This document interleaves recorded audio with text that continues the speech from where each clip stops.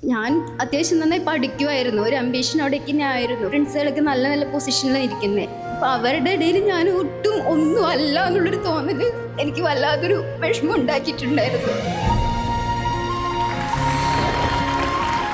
അത് എൻ്റെ mentally physically ഭയങ്കര ഇമോഷണലി എന്നെ ഭയങ്കരമായിട്ട് ഡിപ്രഷൻ സ്റ്റേജിന് അപ്പുറത്തൊരു സ്റ്റേജിലേക്ക് എന്നെ എത്തിക്കപ്പെട്ട ഒരു സമയമായിരുന്നു. അപ്പം അങ്ങനെ ഒരു ഇതിലേക്ക് രക്ഷപ്പെടാൻ വേണ്ടിയിട്ട് ശരിക്കും പറഞ്ഞാൽ ഈ ഒരു കോഴ്സ് ചെയ്യണമെന്നൊരു മൈൻഡിലേക്ക് വന്നത്. ഒരു സമയത്ത് ഇവിടെ വന്ന് നിൽക്കാൻ പറ്റിയത് എനിക്ക് ഭയങ്കര ഒരു സന്തോഷമുണ്ട്.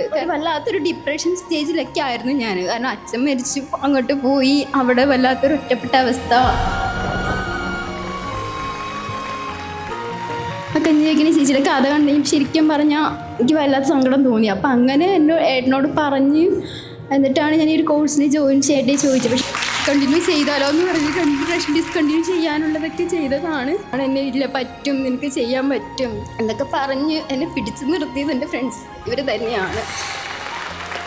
ഇത്രയും എഫേർട്ട് എടുത്തിട്ട് എന്നെ ഇങ്ങോട്ട് കൊണ്ടുവന്നത് എൻ്റെ ഹസ്ബൻഡാണ്. ഈ ഒരു അവസരം എനിക്ക് തന്നതിന് ഒരുപാട് നന്ദി.